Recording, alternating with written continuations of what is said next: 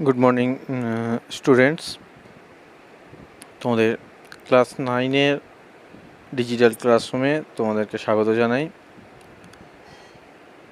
আজকে তোমাদের এই ক্লাসরুমে আমরা গণিতের রাশিবিজ্ঞান নামক যে অধ্যায়টি আছে তোমাদের সিলেবাসে সেটি নিয়ে আলোচনা করব। তো রাশিবিজ্ঞান, প্রথমে আসি রাশিবিজ্ঞান কী জিনিস সেটা প্রথমে আমাদের জানতে হবে। তার আগে বলে দিই যে এই চ্যাপ্টারের অঙ্কগুলি কিভাবে করতে হয় সেটি দেখানোর আগে কিছুটা থিওরি বেসড জিনিস আলোচনা করা হবে, সুতরাং সেগুলি ধৈর্য ধরে তোমাদেরকে পড়তে হবে বা শুনতে হবে। তারপরে কিভাবে অঙ্ক করবে সেটাতে আমরা যাব। তো যাই হোক, প্রথমে রাশিবিজ্ঞান কী? রাশিবিজ্ঞান বলতে গণিতের একটি বিশেষ শাখাকে বোঝানো হয়। কীরকম শাখা? গণিতের অনেক রকম শাখা হয়, তার মধ্যে একটি শাখা হচ্ছে রাশিবিজ্ঞান। কীরকম শাখা না, যে শাখাতে বা যেখানে একটি সুনির্দিষ্ট উদ্দেশ্যে সংখ্যাগত তথ্য সংগ্রহ, শ্রেণীবিভাগ, তাকে তালিকাভুক্ত করা, বিশ্লেষণ করা এবং বিশ্লেষণের মাধ্যমে তুলনা ও সিদ্ধান্ত গ্রহণ করা হয়, সেই শাখাটিকেই বলা হয় রাশিবিজ্ঞান। আবারও বলছি, রাশিবিজ্ঞান হচ্ছে গণিতের একটা বিশেষ শাখা যেখানে একটি সুনির্দিষ্ট উদ্দেশ্যে, অর্থাৎ যখনই কাজটা আমরা করব তার নির্দিষ্ট কোনো উদ্দেশ্য থাকবে, আমাদের কী উদ্দেশ্যে করছি, সুনির্দিষ্ট উদ্দেশ্যে কোনো একটা ঘটনা সম্বলিত সংখ্যাগত তথ্য সংগ্রহ করা হয়। তারপর সেই সংগৃহীত তথ্যকে শ্রেণীবিভাগ করা হয়, তালিকাভুক্ত করা হয় এবং বিশ্লেষণের মাধ্যমে তুলনা ও সিদ্ধান্ত গ্রহণ করা হয়। যেমন মনে করো, তোমরা যখন ক্রিকেট ম্যাচ দেখো টিভিতে, এই মুহূর্তে তো হয়তো সমস্ত রকম ক্রিকেট খেলা বা অন্য যে কোনো খেলাই বন্ধ আছে, তথাপি এর আগের কথা মনে করো, যখন তোমরা কোনো ক্রিকেট খেলা মনে করো দেখছো, দেখবে যখন একটা ক্রিকেট ম্যাচ চলছে, কোনো সময় ম্যাচ চলাকালীন বিভিন্ন ডেটা দেখানো হয়, বিভিন্ন তথ্য দেখানো হয়, ওটাকেই বলে স্ট্যাটিস্টিক্স। বিভিন্ন রকম স্ট্যাটিস্টিক্স দেখায়। স্ট্যাটিস্টিক্সের বাংলাটাই হচ্ছে রাশিবিজ্ঞান। কীরকম? যেমন উদাহরণ, অনেক সময়তে একটা খেলা চলাকালীন ধরো দুজন ব্যাটসম্যান ব্যাট করছে নির্দিষ্ট একটি দলে, তো তখন ধরো দেখায়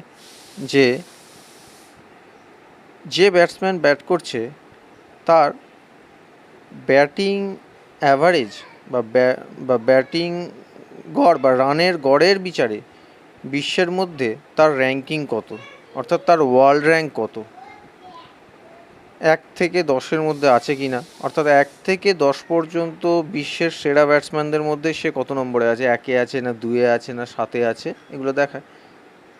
তো সেটা হচ্ছে একটা রাশিবিজ্ঞানের প্রয়োগ। এটা হচ্ছে রাশিবিজ্ঞানের প্রয়োগ। কেন না, ওই যে তথ্যটা তোমরা পাচ্ছ টিভিতে, সেটা কিভাবে আসছে?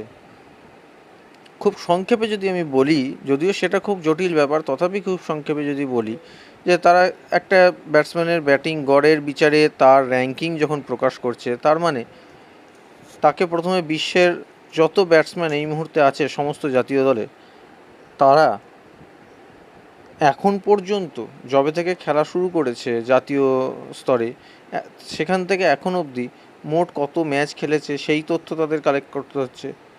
যত ম্যাচ খেলেছে প্রতিটা ম্যাচে কোন ম্যাচে কত রান করেছে সব তথ্য তাদের কাছে আছে। কম্পিউটার থেকে সেই তথ্য তাদেরকে নিতে হচ্ছে, নেট থেকে নেওয়ার পরে টোটাল কত ম্যাচ খেলেছে এবং টোটাল কত রান করেছে প্রতিটা ব্যাটসম্যান সেটা হিসাব করতে হচ্ছে। সেখান থেকে অ্যাভারেজ বার করতে হচ্ছে, ব্যাটিং অ্যাভারেজ, অর্থাৎ গড় রান কত ম্যাচ পিছু সেটা বার করতে হচ্ছে প্রতিটা ব্যাটসম্যানে। এগুলো হচ্ছে তথ্য কালেক্ট করছে এরা, করার পরে সেটাকে একটা সারিবদ্ধভাবে সাজাচ্ছে,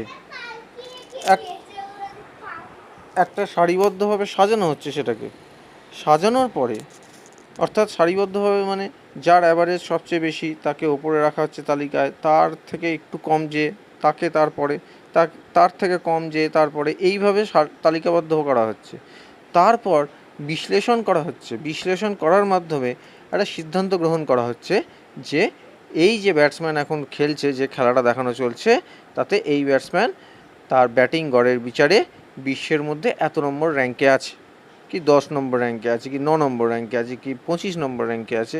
হ্যাঁ, এইগুলো প্রকাশ করা হচ্ছে। তো এইটা মোটামুটি একটা এরকম বিভিন্ন ক্ষেত্রে, দৈনন্দিন জীবনের বিভিন্ন ক্ষেত্রে, সরকারি বেসরকারি বিভিন্ন স্থানে, বিভিন্ন সংস্থায় রাশিবিজ্ঞান বা স্ট্যাটিস্টিক্সকে প্রয়োগ করা হয়।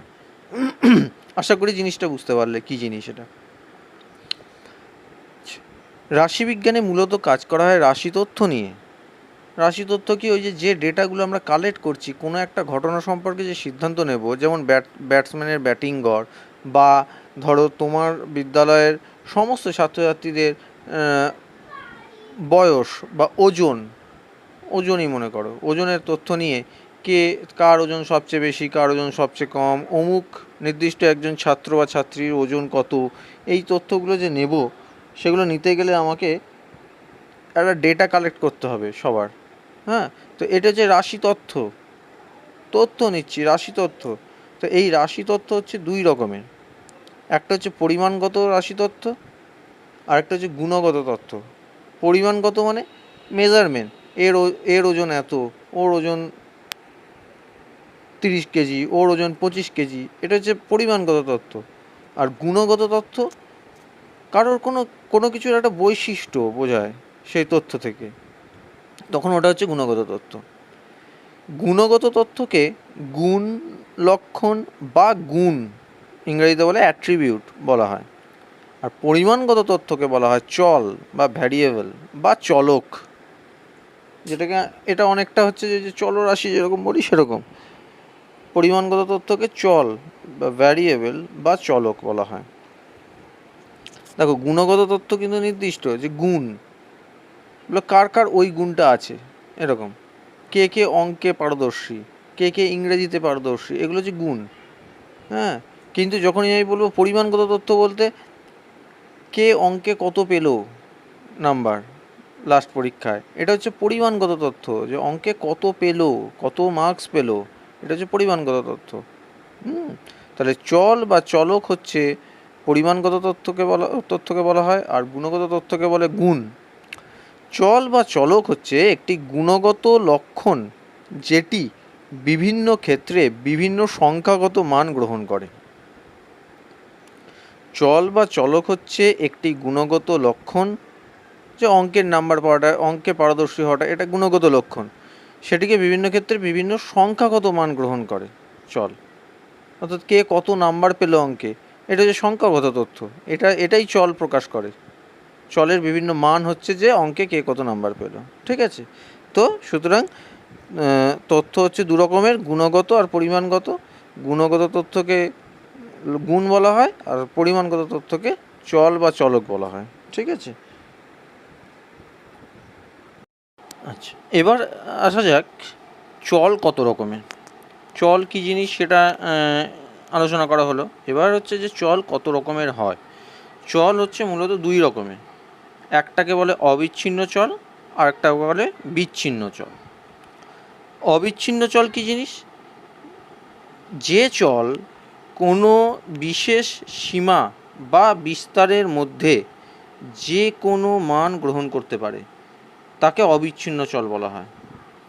যে চল কোনো বিশেষ সীমা বা বিস্তারের মধ্যে যে কোনো মান গ্রহণ করতে পারে, তাকে অবিচ্ছিন্ন চল বলা হয়। যেমন ছাত্রের ওজন, ছাত্রের উচ্চতা ইত্যাদি। যেমন উচ্চতা, তোমাকে বলা হলো যে তোমরা কয়েকজন বন্ধু মিলে এক কাজ করো, যে তোমাদের বিদ্যালয়ের মনে করো 9-এরই যতগুলি সেকশন আছে, সব সেকশন ঘুরে সমস্ত ছাত্রদের উচ্চতা নাও, মেজারমেন্ট করো, উচ্চতা মেপে তার একটা তথ্য আকারে খাতায় লেখো। সেটা লিখতে গেলে দেখতে পাবে উচ্চতা নির্দিষ্ট হতে পারে না কখনো। কারোর 5 ফুট 7 ইঞ্চি হতে পারে, 5 ফুট 6 ইঞ্চি হতে পারে, 5 ফুট 10 ইঞ্চি হতে পারে, 4 ফুট 11 ইঞ্চি হতে পারে, এরকম অনেক কিছু হতে পারে। তাহলে এক্ষেত্রে কি হচ্ছে, ছাত্রের উচ্চতা যখন মাপছো, ছাত্রের উচ্চতা হচ্ছে একটা চলক বা চল, কিন্তু এ কি করছে, এর মানগুলো যে আমরা পেতে পারি সেগুলো নির্দিষ্ট কিছু মান না, একটা বিশেষ সীমা বা বিস্তারের মধ্যে যে কোনো মান আমরা পেতে পারি। বা ছাত্রের ওজন যখন মাপবে সেটাও কিন্তু একটা নির্দিষ্ট সীমার মধ্যে। উচ্চতা মনে করো 3 ফুট থেকে 6 ফুটের মধ্যে যে কোনো মান আমি পেতে পারি যখন তুমি সমস্ত ছাত্রদের উচ্চতা মাপছো। সুতরাং এটা হচ্ছে অবিচ্ছিন্ন চল, যে 3 ফুট থেকে 6 ফুটের মধ্যে অবিচ্ছিন্নভাবে যে কোনো মান পেতে পারে ওই চলটা, সেজন্য এটাকে অবিচ্ছিন্ন চল বলে। বোঝা গেছে? আর বিচ্ছিন্ন চল কি জিনিস? যে চল কেবলমাত্র বিশেষভাবে নির্দিষ্ট কয়েকটি বিচ্ছিন্ন মান গ্রহণ করতে পারে তাকেই বিচ্ছিন্ন চল বলে। আবার বলছি, যে চল কেবলমাত্র বিশেষভাবে নির্দিষ্ট কয়েকটি বিচ্ছিন্ন মান গ্রহণ করতে পারে তাকে বিচ্ছিন্ন চল বলে। যেমন পরিবারের সদস্য সংখ্যা, পরিবারের সন্তান সংখ্যা ইত্যাদি। পরিবারের সন্তান সংখ্যা যেমন, এটা কিন্তু নির্দিষ্ট কয়েকটা মানই পেতে পারে, যত খুশি পেতে পারে না। 0 হতে পারে, 1 হতে পারে, 2 হতে পারে, কি ম্যাক্সিমাম হলে 3 হতে পারে, তার বেশি হওয়ার সম্ভাবনা নেই বলতে গেলে। হ্যাঁ, সুতরাং চলটা যদি এরকম হয় পরিবারের সন্তান সংখ্যা, তাহলে তার মান কিন্তু নির্দিষ্ট 0, 1, 2, 3 এর মধ্যেই ঘোরাফেরা করবে। হাফও হবে না, দেড়ও হবে না, কিছুই হবে না, বা 3-এর বাইরেও কিছু যাবে না। এই কটা নির্দিষ্ট, এরকমও না যে 0 থেকে 3-এর মধ্যে এই রেঞ্জের মধ্যে যে কোনো মান পেতে পারে, সেটাও কিন্তু না। ঠিক আছে? তো এইটা হচ্ছে যে বিচ্ছিন্ন চল। বুঝা গেল? তার মানে চল হচ্ছে 2 রকমের, অবিচ্ছিন্ন চল, বিচ্ছিন্ন চল। অবিচ্ছিন্ন চল হচ্ছে যে কোনো মান নিতে পারে একটা রেঞ্জের মধ্যে, আর বিচ্ছিন্ন চল হচ্ছে নির্দিষ্ট একটা মান নিতে পারে। নেক্সট হচ্ছে রাশি তথ্য কয় প্রকারের। রাশি তথ্য এর আগে একটা বলেছি, পরিমাণগত তথ্য, গুণগত তথ্য। এবার হচ্ছে এখানে মূলত আমরা পরিমাণগত তথ্য নিয়েই কাজ করি, কেননা সাংখ্যমান যেহেতু প্রকাশ করে তথ্যটা। তো এবার আসলে রাশি তথ্য অন্যভাবে দেখতে গেলে মূলত 2 প্রকারের। একটাকে বলছি আমরা প্রাথমিক রাশি তথ্য বা প্রাইমারি ডেটা, আরেকটাকে বলছি গৌণ রাশি তথ্য বা সেকেন্ডারি ডেটা। সুনির্দিষ্ট উদ্দেশ্যে সরাসরি পর্যবেক্ষণ ক্ষেত্র থেকে উদ্দেশ্যহীনভাবে সংগৃহীত রাশি তথ্যকে প্রাথমিক রাশি তথ্য বলা হয়। সুনির্দিষ্ট উদ্দেশ্যে সরাসরি পর্যবেক্ষণ ক্ষেত্র থেকে উদ্দেশ্যহীনভাবে সংগৃহীত রাশি তথ্যকে প্রাথমিক রাশি তথ্য বলা হয়। তাহলে প্রাথমিক রাশি তথ্যটা কীরকম জিনিস না, যেমন ছাত্রদের উচ্চতা, তা তুমি একা তো আর সমস্ত সেকশনের সমস্ত ছাত্রের উচ্চতা মাপবে না, কয়েকজন মিলে দায়িত্ব ভাগ করে নিলে এক একজন এক এক সেকশানে গিয়ে সবার হাইট মাপলো, মেপে নোট ডাউন করলো। তাহলে এটা কি হচ্ছে যে আমার উদ্দেশ্যটা একটা নির্দিষ্ট, কিন্তু আমি কি করছি না, হ্যাপাজার্টলি পর্যবেক্ষণ ক্ষেত্র থেকে সরাসরি রাশি তথ্যটাকে সংগ্রহ করছি, যে আমি একদম ক্লাসরুমে চলে গেলাম, সবার হাইট মাপলাম, নিয়ে খাতায় নোট ডাউন করলাম। তো এটা হচ্ছে সুনির্দিষ্ট উদ্দেশ্যে সরাসরি পর্যবেক্ষণ ক্ষেত্র থেকে উদ্দেশ্যহীনভাবে আমি তথ্য সংগ্রহ করেছি, এটাকে বলা হয় প্রাথমিক রাশি তথ্য। আর অনুসন্ধান ক্ষেত্র থেকে অনুসন্ধানকারীর মাধ্যমে সংগৃহীত রাশি তথ্য যদি অন্য কেউ সংগ্রহ করে, তখন তাকে বলে গৌণ রাশি তথ্য। এবার তোমাদের দলের কয়েকজন বিভিন্ন সেকশন থেকে তথ্য সংগ্রহ করে নিয়ে এলো উদ্দেশ্যহীনভাবে, ওগুলোকে সাজানো নেই। এবার সেই তথ্যগুলো তুমি নিয়ে সেটাকে তুমি তোমার মতো করে সাজালে, তার মানে অনুসন্ধান ক্ষেত্র থেকে অনুসন্ধানকারী যে তথ্য সংগ্রহ করেছে সেটাকে তুমি এবার সংগ্রহ করলে, তাহলে এই রাশি তথ্যকে বলা হবে গৌণ রাশি তথ্য।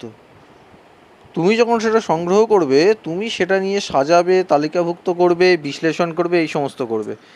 তাহলে সরাসরি প্রাথমিক রাশি তথ্য থেকে বিশ্লেষণ করতে পারবে না, সেটা সেই প্রাথমিক রাশি তথ্যগুলোকে এক জায়গায় করবে, একত্রিত করবে, করে সেগুলোকে নিজের সুবিধা মতো সাজাবে, সাজিয়ে সেখান থেকে তুমি সিদ্ধান্তে আসবে। সাজিয়ে যে তথ্যটা তৈরি করবে সেটা হচ্ছে গৌণ রাশি তথ্য। আর কাঁচা রাশি তথ্য কি, র ডেটা হচ্ছে সাধারণত অবিন্যস্ত যে তথ্য তাকে কাঁচা তথ্য বলা হয়।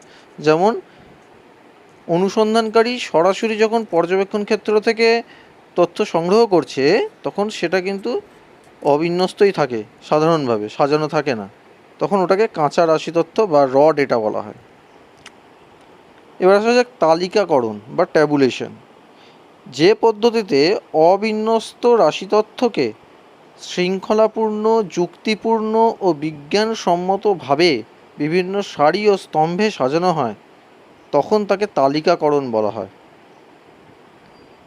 যে পদ্ধতিতে অবিন্যস্ত কাঁচা রাশি তথ্যকে, প্রথমে যেটা আমি কালেক্ট করেছি যে ডেটা সেটা হচ্ছে অবিন্যস্ত, এলোমেলো, সেটাকে এবার আমি শৃঙ্খলাপূর্ণভাবে যুক্তি দিয়ে বিজ্ঞানসম্মত উপায়ে সারি স্তম্ভের সাহায্যে সাজাবো, তখন হবে ওটা তালিকাকরণ।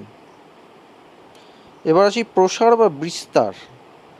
অনুসন্ধান ক্ষেত্র থেকে সংগ্রহ করা তথ্যের, সেটা তো এলোমেলো থাকে, এবার সেটাকে যখন সাজাবো তখন দেখতে পাবে যে মানগুলো আমি পাবো তার মধ্যে একটা সর্বনিম্ন মান থাকে, একটা সর্বোচ্চ মান থাকে, এত থেকে এতর মধ্যে সব ডেটাগুলো থাকে। ধরো 100 থেকে 1000-এর মধ্যে সব ডেটা আছে, তাহলে এই সর্বনিম্ন মান হচ্ছে 100, সর্বোচ্চ মান হচ্ছে 1000, এদের যে পার্থক্য তাকে বলা হয় বিস্তার। এই দুটোর পার্থক্যকে বলা হয় বিস্তার। ঠিক আছে। আচ্ছা, এতক্ষণ তো আমরা রাশিবিজ্ঞান কাকে বলে বা কাঁচা তথ্য কাকে বলে, কিভাবে কাঁচা তথ্য কালেক্ট করার পরে সেটাকে তালিকাবদ্ধ করা হয়, তালিকাবদ্ধ কী জিনিস সেটা জেনেছি, বা কিছু সংখ্যক ডেটাকে একটা তালিকাবদ্ধ করলে তার প্রসার কী জিনিস সেটা জেনেছি। এবার আসবো একটু উদাহরণে, যে একটানা কিছুক্ষণ আমরা থিওরি পার্টটা আলোচনা করলাম, তো এবারে আমাদের একটু একটা উদাহরণে আসতেই হবে, তবে জিনিসটা হয়তো বুঝতে সুবিধা হবে আর একটু। তো আসা যাক, তো তোমাদের টেক্সট বইতে যে উদাহরণটা দেওয়া আছে প্রথমেই চ্যাপ্টার শুরুতেই, আমি সেইটা নিয়েই আলোচনা করেছি এখানে, সেই উদাহরণটাকেই এখানে ব্যবহার করেছি। হয়তো তোমাদের তাতে সুবিধা হবে, কারণ বই থেকে তোমরা দেখতে পাবে সেটা। তো যাই হোক, উদাহরণটা হচ্ছে আমাদের এলাকার 50টি পরিবারের খাদ্যের দৈনিক খরচের একটা কাঁচা তথ্য সংগ্রহ করার কথা বলা আছে। তো সেটা সংগ্রহ করে আমরা পেয়েছি, দেখো লাল রঙের বক্সের মধ্যে কমা কমা দিয়ে আমরা সেই তথ্যগুলোকে লিপিবদ্ধ করেছি। ঠিক আছে, তো কমা কমা দিয়ে সেই তথ্যগুলোকে লিপিবদ্ধ করেছি যে 50টি পরিবারের খাদ্যের দৈনিক খরচের, এক একটা পরিবারের দৈনিক খরচ কত, 145 টাকা, 150 টাকা, 200 টাকা, এইভাবে পরপর পেয়েছি। এখন লক্ষ্য করো, এই যে কাঁচা তথ্য, ওই যে বলেছিলাম কাঁচা তথ্য সাধারণত অবিন্যস্ত হয়। এখানে দেখো কোনো নিয়ম মেনে কিন্তু সাজানো নেই, হ্যাপাজার্ডলি আছে, ছোট বড়, বড় থেকে ছোট এইভাবে সাজানো থাকলে সেটা নিয়ে কাজ করতে অনেক সুবিধা হয়, কিন্তু কাঁচা তথ্য অবিন্যস্ত হয় বলেছি। এক্ষেত্রে কিন্তু ছোট থেকে বড় বা বড় থেকে ছোট এই আকারে সাজানো নেই, হ্যাপাজার্ড করা আছে। এটাকে সাজিয়ে তবে সেটা নিয়ে আমরা বিশ্লেষণ করি বা সিদ্ধান্তে আসি, এই সমস্ত করি। ঠিক আছে, তো এখানে বলা আছে প্রথমে আমরা যেটা শিখব, যে ধরনের অঙ্ক আসে অনেক সময়, সেটা হচ্ছে যে ট্যালি মার্ক দিয়ে কাঁচা তথ্যটির পরিসংখ্যা বিভাজন তালিকা কিভাবে আমরা তৈরি করব। তাহলে এখানে দুটো নতুন জিনিস পাবে, এক হচ্ছে ট্যালি মার্ক কী জিনিস, আর একটা হচ্ছে পরিসংখ্যা বিভাজন তালিকা কী। তাহলে তার আগে আমাকে জানতে হবে পরিসংখ্যা কী। এই টার্মটাও তোমাদের কাছে নতুন, এতক্ষণ আমি আলোচনা করিনি পরিসংখ্যা ব্যাপারে। পরিসংখ্যা কী বলছে, কোনো চলের সংগৃহীত মানগুলির মধ্যে, মানে কোনো একটা চলের যে মানগুলো আমি সংগ্রহ করলাম, যেমন এই উদাহরণে যে 50টা মান আমি সংগ্রহ করেছি, এই মানগুলির মধ্যে কোনো একটি নির্দিষ্ট মান যতবার পাওয়া যায় সেই সংখ্যাকে ওই নির্দিষ্ট মানটির পরিসংখ্যা বলে। কোনো একটি নির্দিষ্ট মান যতবার পাওয়া যায় সেই সংখ্যাকে ওই মানটির পরিসংখ্যা বলে। যেমন মনে করো 145, একটা মান তুলে নিলাম কাঁচা তথ্য থেকে। এবার তোমাকে পরপর দেখে যেতে হবে 145 এই মানটা কতবার আছে। এখানে 145 সম্ভবত 5 বার আছে, তাহলে এই 5, এই যে সংখ্যাটা, এটা কি 145 মানটির পরিসংখ্যা হচ্ছে 5,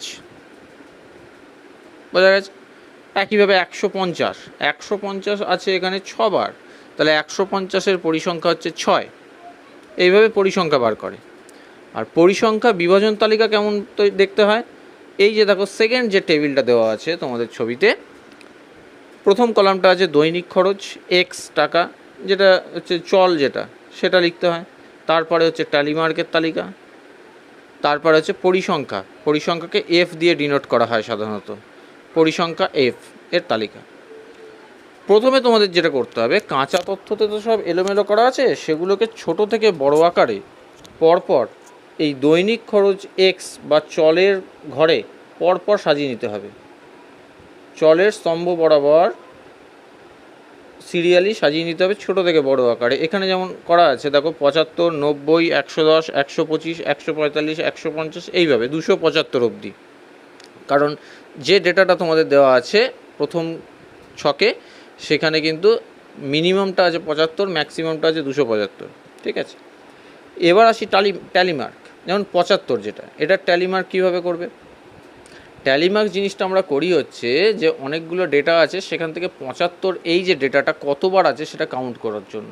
হাতে যদি কর গুণে কাউন্ট করতে যাই তাহলে ভুল হয়ে যাওয়ার চান্স আছে, সেজন্য দাগ কেটে কেটে করি আমরা। অনেকে হয়তো জানো ট্যালি মার্কটা কীভাবে করতে হয়। ট্যালি মার্কটা ইউজ করব কীভাবে না, 75 যখন চেক করছো, প্রথম যেই একটা 75 পেলে একটা দাঁড়ি, আবার একটা 75 পেলে আরেকটা দাঁড়ি, আরেকটা 75 পেলে আবার একটা দাঁড়ি, আরেকটা 75 পেলে আবার একটা দাঁড়ি। 75-এর ক্ষেত্রে দেখো 4টেই পাচ্ছ, আর পাচ্ছ না, সেজন্য 4টে দাঁড়ি, তাহলে 4। এর পরিসংখ্যা কত? 4। ধরো 110, একবার পেলে একটা দাঁড়ি, আরেকবার পেলে আরেকটা দাঁড়ি, থার্ড টাইম পেলে আরেকটা দাঁড়ি, ফোর্থ টাইম পেলে আরেকটা দাঁড়ি, ফিফথ টাইম যেই পেয়ে গেলে তখন দাঁড়ি না দিয়ে কী করলে দেখো, প্রথম 4টে দাঁড়ির ওপর একটা ক্রস করে একটা দাগ। তাহলে এটা হচ্ছে ট্যালি মার্কের সিস্টেম। 4টে অবধি 4টে দাঁড়ি দিলে তারপরে 5 নম্বরটার জন্য একটা ক্রস ওই 4টের ওপর দিই, তাহলে এই টোটালটা হয়ে গেল 5 কাউন্ট। এটা গোনার সুবিধার জন্য আমি যখন কাউন্ট করব তখন আমি 1, 2, 3, 4 করে কটা দাঁড়ি আছে গুনবো না, ওই যে ক্রসটা দেওয়া আছে মানে ওই টোটালটা ডিনোট করছে 5। এরপরে আরও একটা 110 পেলে তাহলে আলাদা আরেকটা দাগ, এইভাবে চলতে থাকে। 4টে করে দাঁড়ি, 5 নম্বর হয়ে গেলেই একটা ক্রস, আবার 4টে দাঁড়ি, আবার 5 নম্বর হয়ে গেলে আরেকটা ক্রস। এইভাবে পরিসংখ্যাগুলো ট্যালি মার্কের মাধ্যমে তুমি এখান থেকে বানাতে পারবে, এটা আসে, ঠিক আছে। আর আরেকটা জিনিস দেখো, যে এখানে উপরের তথ্যের ক্ষেত্রে আমি প্রসার কীভাবে বার করে বলেছিলাম আগেরটাতে। প্রসার হচ্ছে maximum value minus minimum value. এখানে 275 থেকে 75 বিয়োগ করে 200 হয়েছে, তাহলে 200টা হচ্ছে এই প্রদত্ত তথ্যের প্রসার, ঠিক আছে। আচ্ছা, এবার আসি যে একটা তো তোমাদের ছোটোখাটো উদাহরণ দেওয়া হলো কীভাবে পরিসংখ্যা বিভাজন তালিকা তৈরি করা হয়, বা কাঁচা তথ্য দেওয়া থাকলে সেটাকে কীভাবে তালিকার আকারে প্রকাশ করা হয় সেটা হলো। এবার আরও কিছু টার্ম আলোচনা করব, আগে আরও কয়েকটা ছোটো ছোটো সংজ্ঞা দেব, দিয়ে তারপরে আমরা আরেকটু অ্যাডভান্স টাইপের অঙ্ক নিয়ে আলোচনা করব, অর্থাৎ আরও অন্যান্য অনেক রকমভাবে তালিকাভুক্ত করা যায় কাঁচা তথ্যকে, সেগুলো নিয়ে আলোচনা করব। তার আগে আসি ছোটো ছোটো কিছু টার্মের ব্যাপারে আলোচনায়। প্রথম যেটা আসছে সেটা হচ্ছে শ্রেণী বা শ্রেণী অন্তর। কাকে বলে? বলছে বিস্তৃত প্রসার আছে এমন চলের মানগুলিকে কয়েকটি বিভাগে ভাগ করা হয়, এরকম প্রতিটি বিভাগকে এক একটি শ্রেণী বা শ্রেণী অন্তর বলা হয়। বলছে বিস্তৃত প্রসার আছে, অর্থাৎ যেমন মনে করো এর আগে যে উদাহরণটা আমরা দিলাম সেটাতে প্রসারটা কত থেকে কততে ছিল, 75 থেকে 275-এ। এখন যদি এরকম কোনো একটা প্রবলেম তোমাকে দেয় যে মনে করো 70 থেকে 500 অবধি প্রসার আছে, হ্যাঁ, তো সেক্ষেত্রে 70 থেকে 500 অবধি যদি তার প্রসার থাকে, অর্থাৎ 70 থেকে 500 পর্যন্ত অসংখ্য মান যদি তার মধ্যে থাকে প্রদত্ত সমস্যাতে, তাহলে প্রতিটা মানের জন্য আলাদা আলাদা করে পরিসংখ্যা বার করতে গেলে তোমার অনেক খাটনি হবে। সেক্ষেত্রে আমাদের কি করা হয় না, সমস্ত মানগুলোকে কয়েকটি বিভাগে ভাগ করে নেওয়া হয়। সেই পদ্ধতিটার ব্যাপারে বিস্তারিত পরে আসছি, তো আমি এখন বোঝানোর জন্য শুধু বলছি। ধরো 70 থেকে 500 অবধি আছে, তা আমি মনে করো 70 থেকে 170 অবধি একটা ভাগ নিলাম, 170 থেকে 270 অবধি একটা ভাগ নিলাম, 270 থেকে 370 অবধি একটা ভাগ নিলাম। তাহলে 100 করে করে করে করে এক একটা আলাদা আলাদা ভাগে ভাগ করলাম। যেমন মনে করো তোমাদের 9-এ কথার কথা 400 স্টুডেন্ট আছে, তো সেই 400 স্টুডেন্টকে একটা ক্লাসে যদি বসানো হয়, প্রথম কথা জায়গা দেওয়া সমস্যা, দ্বিতীয় কথা ফার্স্ট পিরিয়ডে যখন তোমাদের রোল কল হবে তাহলে 400 স্টুডেন্টের রোল কল করতে হবে একটানা। সেক্ষেত্রে কী হবে, তোমাদের ক্লাসের সময় এটা রোল কল করতে গিয়ে অনেকটা হ্যাম্পার হবে। সেই জন্য কী করা হয়, ওদেরকে কয়েকটা বিভাগে ভাগ করে নেওয়া হয়। 9A সেকশন, 9B সেকশন বা 9 ক বিভাগ, নবম শ্রেণী ঘ বিভাগ, নবম শ্রেণী গ বিভাগ, এরকম বিভাগে ভাগ করে নেওয়া হয়। ধরো ক বিভাগে 40 জন, খ বিভাগে 40 জন, গ বিভাগেও 40 জন, এইভাবে ভাগ করে নেওয়া হয়। তো সেরকমই ব্যাপার যে বিস্তৃত প্রসার আছে এমন চলের মানগুলোকে আমরা কয়েকটি বিভাগে ভাগ করি, এরকম প্রতিটি বিভাগকে বলা হয় শ্রেণী বা শ্রেণী অন্তর। নেক্সট হচ্ছে শ্রেণী পরিসংখ্যা। এর আগে শুধু পরিসংখ্যা কাকে বলে সেটা পেয়েছি, এবার হচ্ছে শ্রেণী পরিসংখ্যা। বলছে কোনো শ্রেণীর অন্তর্গত মানগুলির সংখ্যাকে ওই শ্রেণীর শ্রেণী পরিসংখ্যা বলা হয়। কীরকম? অর্থাৎ বলছে ধরো 70 থেকে 170 পর্যন্ত যদি একটা শ্রেণী হয়, তাহলে 70 থেকে 170-এর মধ্যে ওই চলের যে যে মানগুলো প্রদত্ত আছে, যতগুলি মান প্রদত্ত আছে, তার সংখ্যাটাই হচ্ছে ওই শ্রেণীর পরিসংখ্যা, শ্রেণী পরিসংখ্যা। ঠিক আছে, এবার আসা যাক প্রাপ্ত তথ্যকে কয়েকটি শ্রেণীতে যদি ভাগ করতে হয় তাহলে আমরা কি করে বুঝবো যে কটা শ্রেণীতে ভাগ করব। তো নিয়মটা হচ্ছে, নির্দিষ্ট কোনো নিয়ম না থাকলেও মোটামুটিভাবে শ্রেণীর সংখ্যাটা 5-এর কম বা 30-এর বেশি নেওয়া হয় না। কারণ হচ্ছে 30-এর বেশি নিলে আবার অনেক বেশি শ্রেণী হয়ে যাবে, আবার 5-এর কম নিলে আমরা যে সমস্যাটা দূর করার জন্য আমরা ওটাকে শ্রেণীতে ভাগ করি সেই সমস্যাটা কিন্তু দূর হবে না। কারণ মনে করো আমি একটা বিরাট প্রসার আছে বা অনেকগুলো মান পেয়েছি, সেটাকে আমি 3টি শ্রেণীতে ভাগ করলাম, আমার খুব একটা লাভ হবে না। কারণ হচ্ছে প্রতিটা শ্রেণীতে অনেকগুলো করে মান চলে আসবে।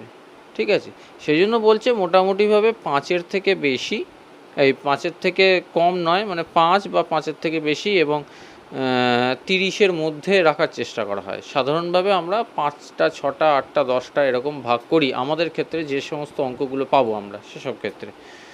ঠিক আছে, তো সুতরাং মোটামুটি এরকম সংখ্যক শ্রেণীতে ভাগ করে তাদের পরিসংখ্যা বার করা হয়, বা আরও অনেক কিছু বার করার আছে, সেগুলো নেক্সট আসছি। এবার আসি শ্রেণী সীমা কাকে বলে।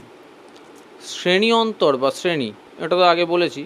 শ্রেণী বা শ্রেণী অন্তরের প্রান্তস্থ মানদ্বয়কে শ্রেণী সীমা বলা হয়। একটা শ্রেণী ধরো 70 থেকে 170 পর্যন্ত হচ্ছে একটা শ্রেণী, তার যে দুটো বর্ডার লাইন অর্থাৎ প্রান্তস্থ যে দুটো মান 70 আর 170, এই দুটো হচ্ছে ওই শ্রেণীর দুটো প্রান্তস্থ মান। এই দুটো মানকে বলা হয় শ্রেণীসীমা।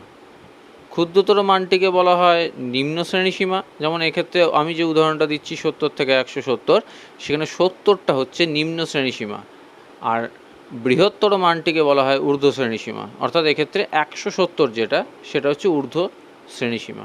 হলো, শ্রেণীসীমা প্রকাশ করার আবার দুটি পদ্ধতি আছে। একটা হচ্ছে শ্রেণী বহির্ভূত পদ্ধতি। শ্রেণী বহির্ভূত পদ্ধতিতে প্রতিটি শ্রেণীর ঊর্ধ্বসীমা ঠিক পরবর্তী শ্রেণীর নিম্নসীমা হিসেবে প্রকাশ করা হয়। শ্রেণী ঊর্ধ্বসীমা ওই শ্রেণীর অন্তর্ভুক্ত হয় না। একটু উদাহরণ দিই। শ্রেণী বহির্ভূত পদ্ধতিতে প্রতিটি শ্রেণীর ঊর্ধ্বসীমা ঠিক পরবর্তী শ্রেণীর নিম্নসীমা হিসেবে প্রকাশ করা হয়। অর্থাৎ কীরকম হবে, 70 থেকে 170 একটা শ্রেণী, 170 থেকে 270 একটা শ্রেণী,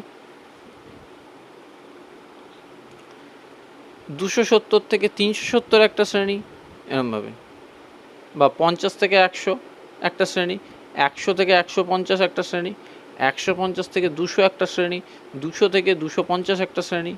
তাহলে কী দাঁড়াচ্ছে, একটা শ্রেণী যেখানে শেষ হচ্ছে সেইখান থেকে পরের শ্রেণীটা শুরু হচ্ছে। এটা হচ্ছে শ্রেণী বহির্ভূত পদ্ধতি। এক্ষেত্রে কি হয় দেখো, খেয়াল করো, 50 থেকে 100 একটা শ্রেণী আছে, আবার 100 থেকে 150 আরেকটা শ্রেণী আছে, দুটো আলাদা শ্রেণী। তাহলে এবার বলো যে প্রদত্ত চলের একটা মান যদি 100 হয়, সেটাকে কোন শ্রেণীর মধ্যে আমরা ধরব?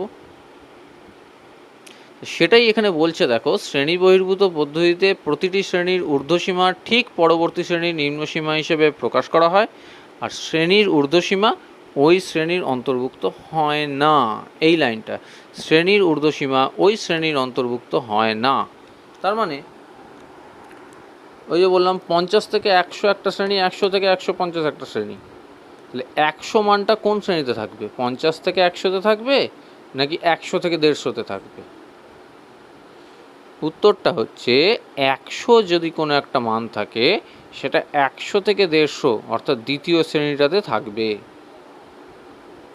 ঠিক আছে, নেক্সট হচ্ছে আরেকটা শ্রেণীসীমা প্রকাশ করার পদ্ধতি, সেটা হচ্ছে শ্রেণী অন্তর্ভুক্ত পদ্ধতি। এক্ষেত্রে কী হয়, প্রতিটি শ্রেণীর নিম্ন ও ঊর্ধ্বসীমা ওই শ্রেণীর অন্তর্ভুক্ত হয়। এক্ষেত্রে শ্রেণীগুলোকে কীরকম নেওয়া হয়? 50 থেকে 100, 101 থেকে 150, 151 থেকে 200, এইভাবে হয়। অর্থাৎ 50 থেকে 100 একটা হলো, 100-তে শেষ হলো, পরেরটা শুরু হবে 101 থেকে, 101 থেকে 150, তারপরেরটা শুরু হবে 151 থেকে 200, এইভাবে। পার্থক্যটা আশা করি বুঝতে পারছো। নেক্সট হচ্ছে শ্রেণী সীমানা। কোনো রাশিতত্ত্বের শ্রেণীগুলির শ্রেণীসীমা মানে এতক্ষণ যেটা আলোচনা করলাম, সেই শ্রেণী সীমাগুলির মধ্যবর্তী ফাঁক পূরণ করার জন্য যে সীমাদ্বয় পর্যন্ত শ্রেণীকে প্রসারিত করা হয় তাদেরকে শ্রেণী সীমানা বলা হয়। কোনো রাশিতত্ত্বের শ্রেণীগুলির শ্রেণীসীমা দুটি শ্রেণীসীমার মধ্যবর্তী ফাঁককে পূরণ করার জন্যে যে সীমাদ্বয় পর্যন্ত শ্রেণীকে প্রসারিত করা হয় তাদেরকে শ্রেণী সীমানা বলে। উদাহরণ দিই, দেখো, শ্রেণীসীমা প্রকাশ করার যে দুটো পদ্ধতি একটু আগে আলোচনা করলাম, 1 এবং 2, 2 নম্বরটা খেয়াল করো। 2 নম্বরটার ক্ষেত্রেই শ্রেণী সীমানাটা পাওয়া যায় এবং সেটা আলাদা হয়। কীরকম? এই যে দেখো উদাহরণটা দিয়েছি, ধরো শ্রেণীসীমাটা আছে 60 থেকে 69, তারপর একটা 70 থেকে 79, তারপর একটা 80 থেকে 89, তারপর একটা 90 থেকে 99 ইত্যাদি। তাহলে দেখো 60 থেকে 69 আর পরেরটা 70 থেকে 79, তাহলে 69 আর 70-এর মাঝে একটা গ্যাপ তৈরি হয়েছে। এই গ্যাপটা পূরণ করার জন্যই প্রয়োজন শ্রেণী সীমানা। কিভাবে পূরণ করবে? দেখো 70 থেকে 69 বাদ দিলে কত হয়? 1। ডিফারেন্সটা মানে গ্যাপটা কত? একটা শ্রেণীসীমা থেকে পরবর্তী শ্রেণীসীমার গ্যাপ হচ্ছে 1, তাহলে ডি ইজ ইকুয়াল টু 1 ধরা হয়। তাহলে d/2 করলে হয় 0.5। ঠিক আছে, তাহলে প্রতিটা শ্রেণীসীমাতে নিম্ন শ্রেণীসীমা থেকে 0.5 মাইনাস, ঊর্ধ্ব শ্রেণীসীমার সাথে 0.5 প্লাস। আবার বলছি, শ্রেণীসীমানা বার করতে গেলে নিম্ন শ্রেণীসীমার থেকে 0.5 মাইনাস, ঊর্ধ্ব শ্রেণীসীমা থেকে 0.5 প্লাস। তাহলে চেঞ্জটা কি হলো? প্রথম শ্রেণীটা ছিল 60 থেকে 69, তাহলে শ্রেণী সীমানা বার করলে হয়ে যাবে 59.5 থেকে 69.5, অর্থাৎ 60 থেকে 0.5 কমলো আর 69 থেকে 0.5 বাড়লো।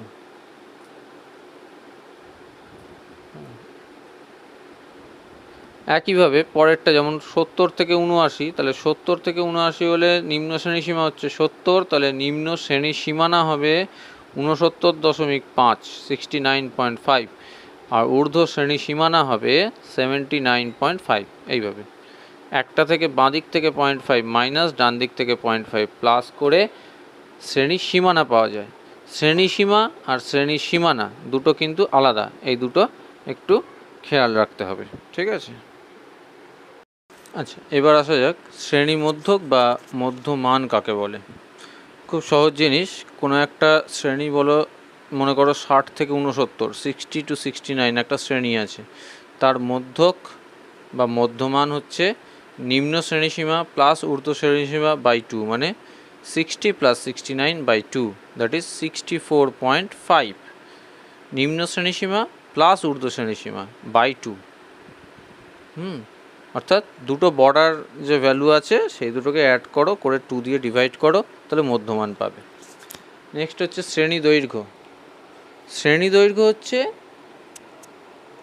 ঊর্ধ্ব শ্রেণী সীমানা থেকে নিম্ন শ্রেণী সীমানা বিয়োগ করতে হবে। সীমানা কিন্তু শ্রেণী সীমানায়, এক্ষেত্রে নিতে হবে সীমানা। ঊর্ধ্ব শ্রেণী সীমানা মাইনাস নিম্ন শ্রেণী সীমানা করলে তবে শ্রেণী দৈর্ঘ্য পাবে। নেক্সট হচ্ছে পরিসংখ্যা ঘনত্ব। শ্রেণীবিন্যাসিত কোনো রাশিতত্ত্বের কোনো একটি শ্রেণীর শ্রেণী পরিসংখ্যা এবং শ্রেণী দৈর্ঘ্যের অনুপাতকে পরিসংখ্যা ঘনত্ব বলা হয়। যদি কোনো একটি নির্দিষ্ট শ্রেণীর পরিসংখ্যা ঘনত্ব বার করতে দেয়, তাহলে কী করতে হবে? ওই নির্দিষ্ট শ্রেণীর শ্রেণী পরিসংখ্যা যেটা, সেটাকে শ্রেণী দৈর্ঘ্য দিয়ে ভাগ করতে হবে। ভাগ করলে পরিসংখ্যা ঘনত্ব বেরোবে। নেক্সট হচ্ছে আপেক্ষিক পরিসংখ্যা। আপেক্ষিক পরিসংখ্যা হচ্ছে কোনো একটি শ্রেণীর শ্রেণী পরিসংখ্যাকে মোট পরিসংখ্যা দিয়ে ডিভাইড করতে হবে। মোট পরিসংখ্যা মানে ওই যে বলেছিলাম যে প্রতিটি শ্রেণীর শ্রেণী পরিসংখ্যা বার করবে, করে তাদেরকে যোগ করলে যেটা বেরোয় সেটা হচ্ছে মোট পরিসংখ্যা।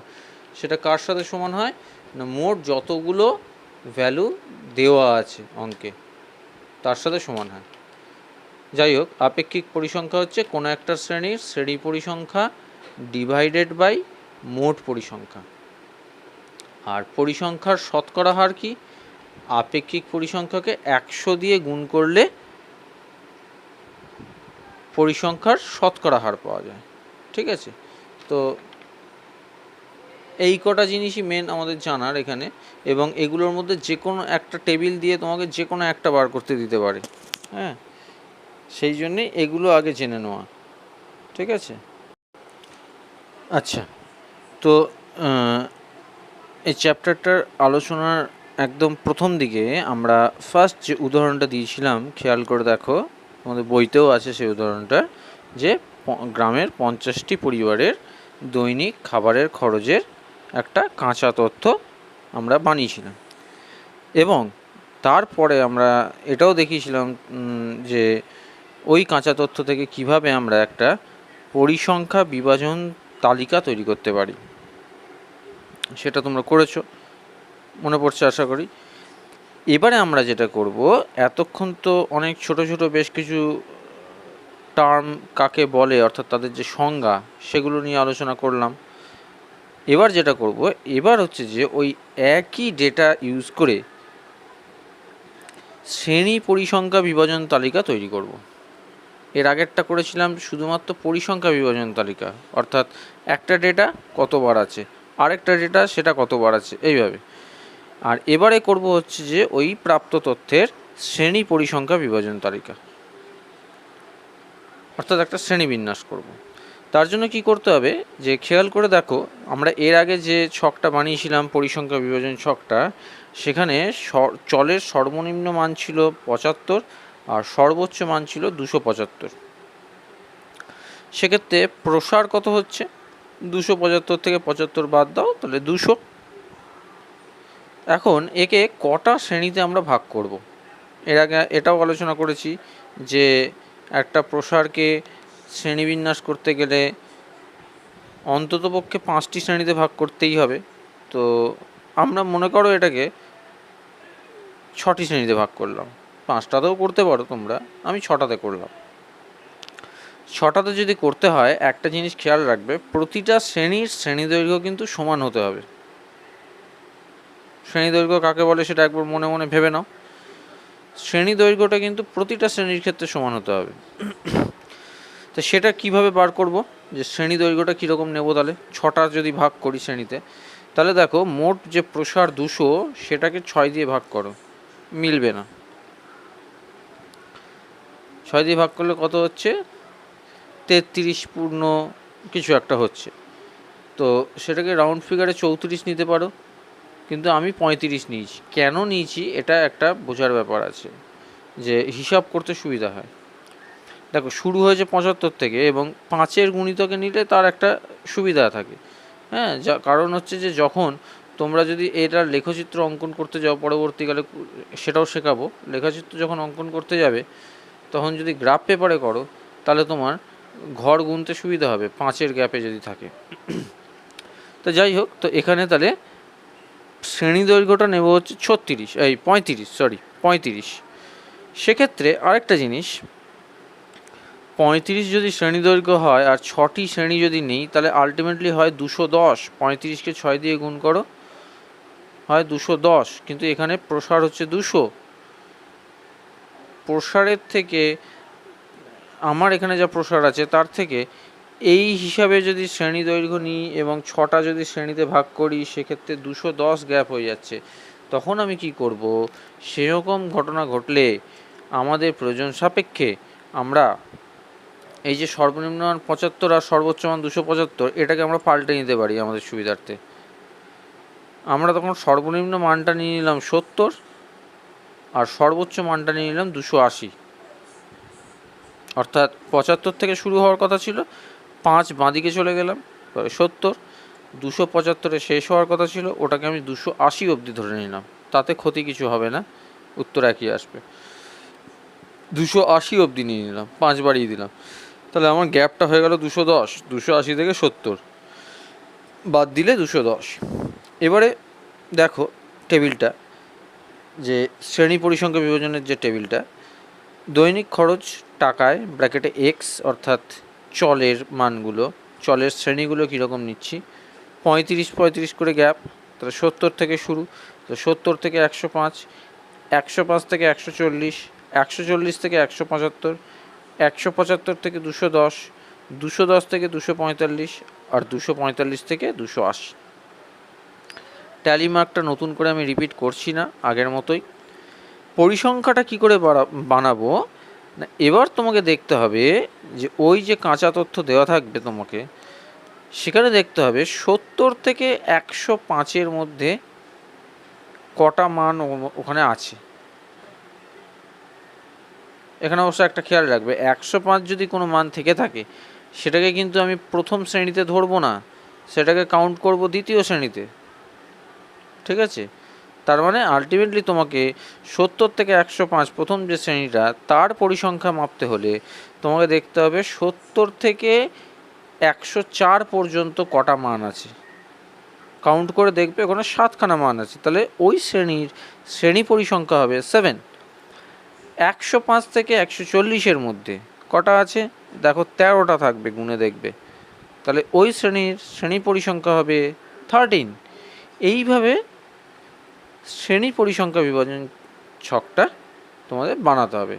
এক্ষেত্রেও পরিসংখ্যাগুলোর আলটিমেটলি যোগ করে দেখবে 50 আসছে কিনা। যদি না আসে তাহলে বুঝবে কোথাও তোমার একটা ভুল হয়েছে, তখন আবার তোমাকে চেক করতে হবে যে কোন শ্রেণীর পরিসংখ্যা বার করতে গিয়ে আমার ভুলটা হলো।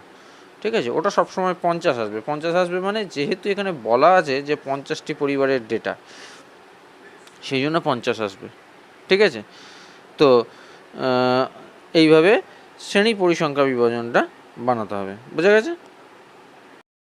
আচ্ছা, শ্রেণী পরিসংখ্যা বিভাজন তালিকা কিভাবে বানাতে হয় সেটা তো তোমরা দেখলে। এবার আমরা দেখব শ্রেণী বিভাজন ছক থেকে যদি কোনো একটি নির্দিষ্ট শ্রেণীর শ্রেণী সীমানা বা শ্রেণী দৈর্ঘ্য বা আপেক্ষিক পরিসংখ্যান বা পরিসংখ্যার শতকরা হার, পরিসংখ্যা ঘনত্ব ইত্যাদি যদি বার করতে বলে, সেক্ষেত্রে কিভাবে করব। দেখো এই ছকটাও তোমাদের বইতে আছে, তবে কমপ্লিট করা নেই, আমি এটা কমপ্লিট করে তোমাদের দিয়েছি। এবার খেয়াল করে দেখো, ছবিতে তোমরা দুটো ছক দেখতে পাচ্ছ।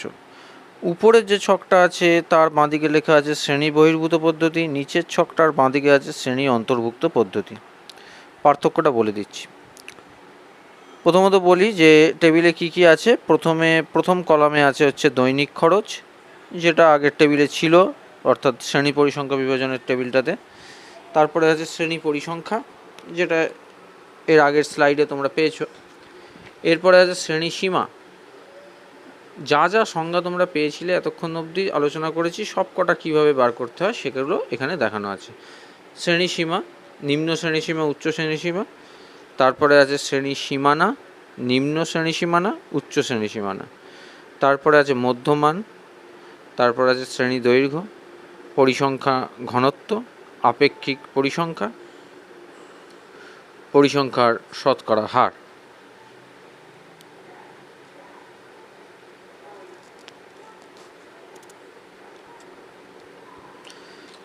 তাহলে দেখো,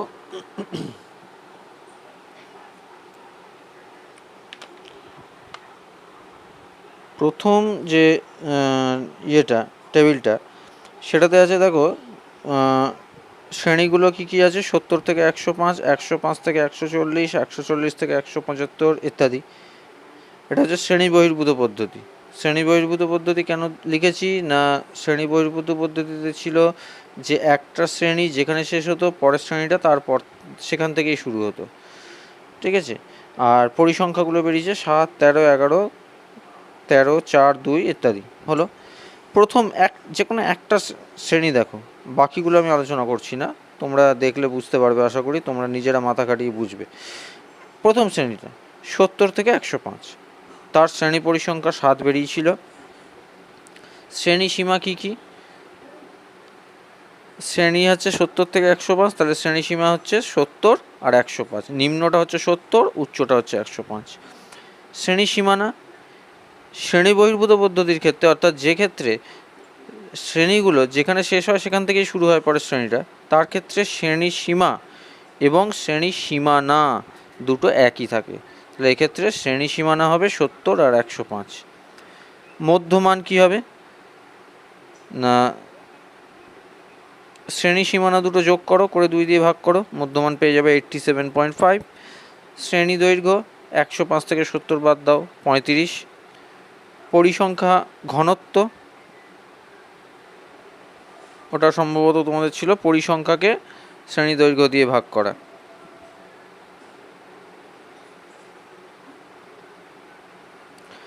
আপেক্ষিক পরিসংখ্যা, সেটাও বার করা আছে।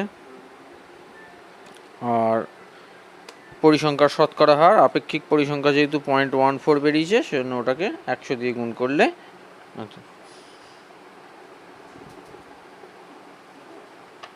ঠিক আছে। তাহলে পরিসংখ্যা ঘনত্ব হচ্ছে তোমার শ্রেণী পরিসংখ্যা যেটা 7 ছিল, 7কে 35 দিয়ে ভাগ করা হয়েছে, করে 0.2 বেরিয়েছে। আচ্ছা, আপেক্ষিক পরিসংখ্যা কি ছিল না, শ্রেণী পরিসংখ্যা 7কে কত দিয়ে ভাগ করব, মোট পরিসংখ্যা অর্থাৎ 50 দিয়ে ভাগ করব, করে 0.14 বেরিয়েছে। আর পরিসংখ্যার শতকরা হার কীভাবে বেরিয়েছে, আপেক্ষিক পরিসংখ্যাকে 100 দিয়ে গুণ, 0.14কে 100 দিয়ে গুণ করে 14। এইভাবে প্রতিটা শ্রেণীর ক্ষেত্রে এই জিনিসগুলো এই ফর্মুলা অনুযায়ী বার করা যাবে। তার মানে এই নয় যে কোনো একটি শ্রেণীর ক্ষেত্রে এই কটা জিনিস বার করতে দিল মানে পুরো টেবিলটা তোমায় করতে হবে, সেটা কিন্তু নয়। শ্রেণী পরিসংখ্যা অবধি বা যদি করো, বাকিগুলো নিজেই ওই শ্রেণীর জন্য কোনটা কত হবে সেটা লিখে লিখে বার করে নেবে। নেক্সট হচ্ছে শ্রেণী অন্তর্ভুক্ত পদ্ধতি। পার্থক্যটা খেয়াল করো, এখানে শ্রেণীগুলো হয়েছে 70 থেকে 104, 105 থেকে 139, গ্যাপটা দেখো, 104-এ শেষ হয়েছে, 105-এ শুরু হয়েছে। আবার 3 নম্বরটা দেখো, 139-এ শেষ হয়েছিল, 3 নম্বরটা শুরু হয়েছে 140-এ। এইভাবে এক্ষেত্রে প্রথম শ্রেণীটা খেয়াল করো, 70 থেকে 104, পরিসংখ্যা 7, শ্রেণী সীমা কী কী, 70 এবং 104। শ্রেণী সীমানা কি, 0.5 মাইনাস 0.5 প্লাস, মানে 69.5, আর বেশিটা হয়ে যাবে 104.5। মধ্যমান কী হবে, শ্রেণী সীমানা দুটো যোগ করে 2 দিয়ে ভাগ, 87। শ্রেণী দৈর্ঘ্য আগের মতোই থাকবে 35। আর পরিসংখ্যা ঘনত্ব, আপেক্ষিক পরিসংখ্যা এবং পরিসংখ্যার শতকরা হার, এগুলো আগের মতোই বার করতে হবে। এখানে একটা জিনিস বলার, যে যদি সত্যি আপেক্ষিক পরিসংখ্যার টেবিল বানাতে বলে, সেক্ষেত্রে সব কটা শ্রেণীর আপেক্ষিক পরিসংখ্যার যোগফল কিন্তু 1 হবে, এবং পরিসংখ্যার শতকরা হারের যোগফল কিন্তু 100 হবে, এটা খেয়াল রাখবে, ঠিক আছে। এবার আসি ক্রমযৌগিক পরিসংখ্যা বিভাজন। এতক্ষণ ছিল পরিসংখ্যা বিভাজন বা শ্রেণী পরিসংখ্যা বিভাজন, এবার হচ্ছে ক্রমযৌগিক পরিসংখ্যা বিভাজন। এটা কীরকম জিনিস না, এটা উদাহরণ দিয়েই আমি তোমাদেরকে বোঝাবো। তার আগে বলি এটি দুই ধরনের হয়। একটা হচ্ছে ক্ষুদ্রতর সূচক ক্রমযৌগিক পরিসংখ্যা বিভাজন তালিকা, আর একটা হয় বৃহত্তর সূচক ক্রমযৌগিক পরিসংখ্যা বিভাজন তালিকা। হ্যাঁ, তো তোমাদেরকে অঙ্কে মেনশন করে দেবে যে ক্ষুদ্রতর সূচক ক্রমযৌগিক পরিসংখ্যা বিভাজন তালিকা তৈরি করো অথবা বৃহত্তর সূচক ক্রমযৌগিক পরিসংখ্যা বিভাজন তালিকা তৈরি করো। তো এবার আমি এখানে একটা উদাহরণ দিয়েছি, সমস্যাটা লিখেছি যে বছরে রোগীর সংখ্যা, মানে 10 থেকে 20 বছর বয়স অবধি রোগীর সংখ্যা 80, 20 থেকে 30 বছর বয়সী রোগীর সংখ্যা 40, এইভাবে একটা তালিকা দেওয়া আছে। এটার ক্ষেত্রে আমি ক্ষুদ্রতর সূচক ক্রমযৌগিক পরিসংখ্যা বিভাজন তালিকা তৈরি করে দেখাবো, আবার বৃহত্তর সূচক ক্রমযৌগিক পরিসংখ্যা বিভাজন তালিকাটাও তৈরি করে দেখাবো, ঠিক আছে। প্রথমে আসি ক্ষুদ্রতর সূচক ক্রমযৌগিক পরিসংখ্যা বিভাজন তালিকা তৈরি করা। টেবিলটা কীরকম দেখতে হবে, প্রথম কলামটা হবে শ্রেণী সীমানা, দ্বিতীয় কলামটা হবে ক্ষুদ্রতর সূচক ক্রমযৌগিক পরিসংখ্যা। অঙ্কটা যেটা দেওয়া ছিল দেখো, 10 থেকে 20, 20 থেকে 30, 30 থেকে 40, 40 থেকে 50, 50 থেকে 60, 60 থেকে 70, এরকম ছিল শ্রেণীগুলো। তাহলে 10 থেকে শুরু করে 70 অবধি ছিল। তাহলে 10 স্টার্টিং পয়েন্ট। তাহলে প্রথম শ্রেণী সীমানাটা আমি নেব 10-এর কম, এটা হচ্ছে ক্ষুদ্রতর সূচক, মানে লেস ইকুয়াল টু বা লেস দ্যান 10-এর কম। তারপরটা নেব 20-এর কম, তারপরটা 30-এর কম, 40-এর কম, 50-এর কম, 60-এর কম করে 70-এর কম, এখানে গিয়ে শেষ হবে। 10 থেকে 20-এর জন্য হচ্ছে 10-এর কম, 10-এর আগে অবধি হচ্ছে 10-এর কম, 10 থেকে 20 শ্রেণীটার বদলে আমি লিখছি 20-এর কম, 20 থেকে 30 শ্রেণীটার জায়গায় হচ্ছে 30-এর কম, 30 থেকে 40 যে শ্রেণীটা ছিল তার জায়গায় হচ্ছে 40-এর কম, 40 থেকে 50 যে শ্রেণীটা ছিল তার জায়গায় হচ্ছে 50-এর কম, 50 থেকে 60 অবধি যেটা ছিল তার জন্য হচ্ছে 60-এর কম, আর লাস্টেরটার জন্য 70-এর কম।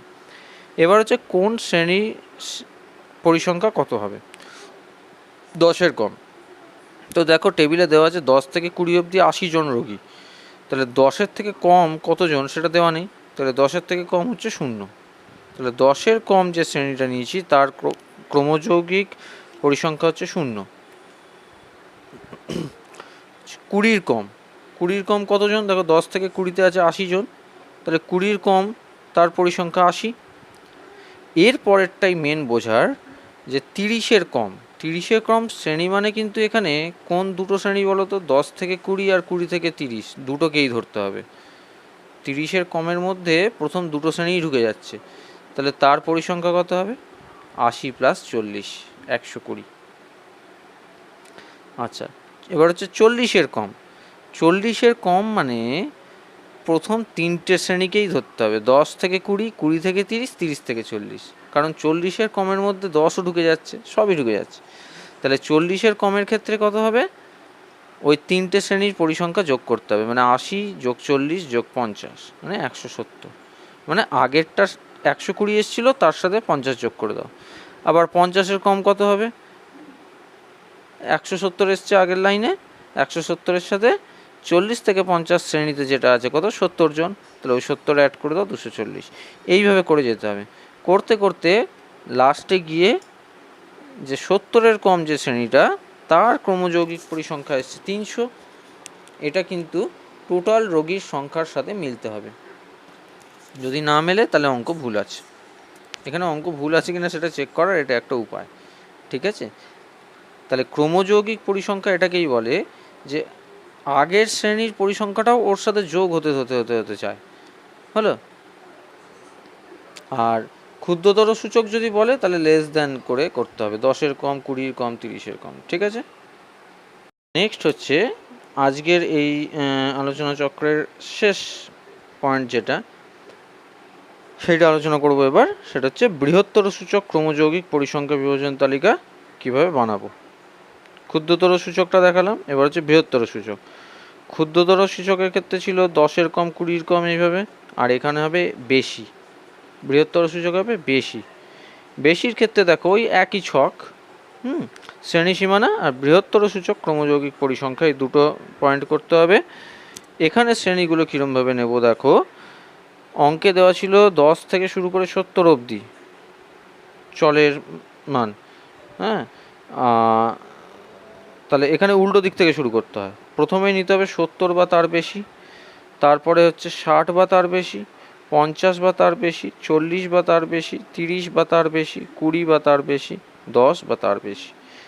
এবার দেখো পরিসংখ্যার লাইনে চলে যাও, 70 বা তার বেশি, ওখানে পরিসংখ্যা হচ্ছে 0। কেন না, অঙ্কে দেওয়া আছে 70 অবধি দেওয়া আছে, লাস্ট যে শ্রেণীটা আছে 60 থেকে 70 তার পরিসংখ্যা 20, 70 অবধি আছে, তাহলে 70 বা তার বেশির পরিসংখ্যা 0। নেক্সট হচ্ছে 60 বা তার বেশির পরিসংখ্যা কত, তার মানে কোনটা নিতে হবে, লাস্ট শ্রেণীটা লক্ষ্য করো অঙ্কে 60 থেকে 70 তার পরিসংখ্যা 20, ওইটা নিতে হবে। তারপরে আছে 50 বা তার বেশি, তার মানে তার আগের শ্রেণীটাতে চলে যাও 50 থেকে 60, তার পরিসংখ্যা 14, তার সাথে আগেরটা অ্যাড হবে 40 আর 40 ছিল, তার সাথে আগেরটা অ্যাড হবে 40 আর 20, 60। তারপর চলে যাও 40 বা তার বেশি, তার মানে তার ঠিক আগের শ্রেণীটা যার পরিসংখ্যা 70, তার সাথে আগেরগুলো অ্যাড হয়ে যাবে। এইভাবে অ্যাড হতে হতে এখানেও তাই, লাস্টেরটা গিয়ে 300 হবে। ঠিক আছে, এইটা একটু মিলিয়ে নেবে। তো এই হচ্ছে আজকের যা যা আলোচনা করার হয়ে গেল। তোমরা ভালো করে দেখো, আরও কিছু পার্ট থাকলেও সেটা আমি অন্য দিন আলোচনা করব।